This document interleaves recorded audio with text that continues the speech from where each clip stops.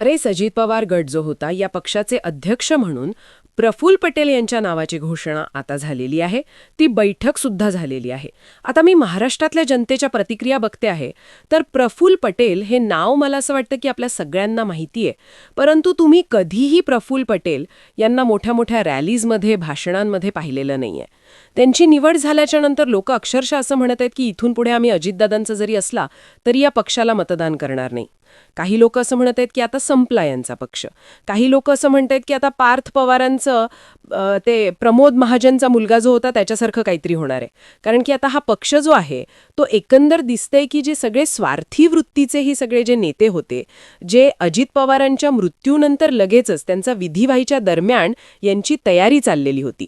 भाजपसोबत यांचं बोलणं सुरू होतं, अमित शहांबरोबर यांचं बोलणं सुरू होतं की आता काय करायचं ते. त्यामुळे आता असं 100% कळतंय की जे आपल्याला होप होती, म्हणजे मला काय वाटलं होतं की सुनेत्राताई 3 दिवसानंतर मुंबईला गेल्या, काहीच हरकत नाही.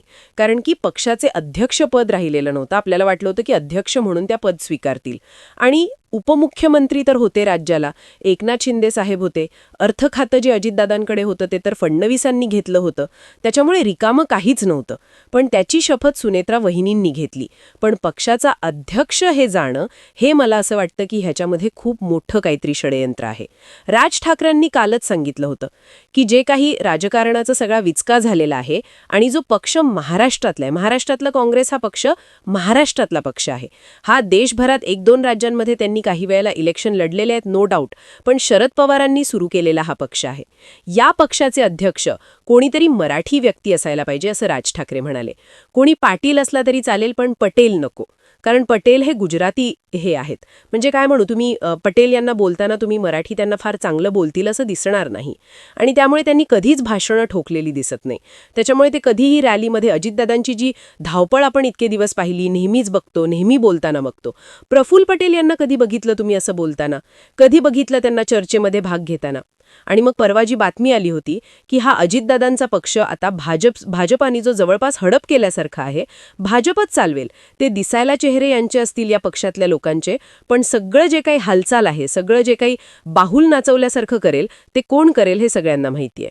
आणि त्याच्यामुळे अजितदादांचं विमान जे हवेमध्येच आडवं तिडवं झालं होतं पडायच्या आधी, त्याच्याबद्दल लोकांनी शंका उपस्थित ज्या केल्या होत्या, मला असं वाटतं की आता शंका वाढायला लागलेल्या आहेत. कारण असं म्हणलं जात होतं की ह्याच्यानंतर पुढच्या आठवडाभर कळेल की अजितदादांच्या जाण्याने कुणाला जास्त फायदा होतोय. ज्यांना जास्त फायदा होईल, शक्यता असू शकतात की हे लोक काहीतरी चुकीचे प्रकार आधीपासून करत आलेले असतील त्यांच्यासोबत. आणि आज जी काही प्रफुल्ल पटेल यांची निवड झालेली आहे, आता असं म्हणलं जातं की एक तर प्रफुल्ल पटेल हे एव्हिएशन मिनिस्टर होते. तुम्हाला सगळ्यांना सांगते, त्यांच्यावर करप्शनचे केसेस होते. ईडीची त्यांच्या घरी धाड पडलेली आहे. ईडीच्या त्यांच्यावर केसेस होत्या. जसं अजित पवारांना त्यांनी भाजपमध्ये घेऊन गेलं, तेच होते घेऊन जाणारे. भाजपने त्यांनाच टीप दिली होती की तुम्हाला जर का ईडीतून मुक्त व्हायचं असेल तर अजित पवारांना काय करून इकडे आणा, पक्ष फोडा, शरद पवारांना त्रास द्या. कारण त्यांना बारामतीला वीक करायचंय. महाराष्ट्रातलं जे एकमेव केंद्र आहे आज, बाकी तसं कोणतं केंद्र महाराष्ट्रात नाहीये, ते वीक करण्यासाठी त्यांनी पहिले तो पक्ष फोडला. शरद पवारांना त्रास देऊन इकडे घेऊन गेले. प्रफुल्ल पटेल यांनाच यांनी सांगितलेलं असू शकतं असं सूत्र सांगतायत. हा, बोला. आणि आज ईडीची जी केस आहे, त्यांनी तसा पक्ष फोडल्यामुळे त्यांच्यावर ईडीनी जे काही कारवाई केली होती त्यांना त्याच्यातून क्लीन चिट पण मिळाली होती. मग जर क्लीन चिट अशी ईडी देत असेल, छगन भुजबळ यांना पण क्लीन चिट दिली होती आत्ताच 15 दिवसापूर्वी, याचा अर्थ काय आहे? ईडी हे मुद्दामून काहीतरी करतंय. आणि हे सगळं ज्यांचं बॅकग्राऊंड आहे, ज्यांचं बॅकग्राऊंड जनमानसामध्ये जाणार नाही, हे असे लोक पक्ष वाढवतात का? कुठलाही पक्ष महाराष्ट्रामध्ये, देशामध्ये, लोकशाहीमध्ये कुणालाही पक्ष स्थापन करायचा असेल ना, त्यांच्यामध्ये धमक पाहिजे. लोकांमध्ये जाण्याची, गावोगाव फिरण्याची, सभा घेण्याची, लोकांचे प्रश्न समजून घेण्याची. आता ज्यांना मराठीच नीट येते की नाही हाच प्रश्न आहे, ते लोक काय हे करणार आणि काय पक्ष वाढवणार आहेत? त्याच्यामुळे या पक्षाचं भवितव्य सुद्धा मला असं वाटतं की हे ज्यांनी कोणी निवड केलेली आहे यांची हे धोक्यात आलेलं आहे असं लोक बोलतायत. आणि लोक आता खूप, मला असं वाटतं, येता काळ काय ठरवेल की ह्या पक्षाचं काय होईल. अर्थात आपल्याला कळतं की यांची इच्छा नाहीये की ह्या दोन पक्षांचं एकत्रीकरण व्हावं, दोन्ही गट एकत्र व्हावे.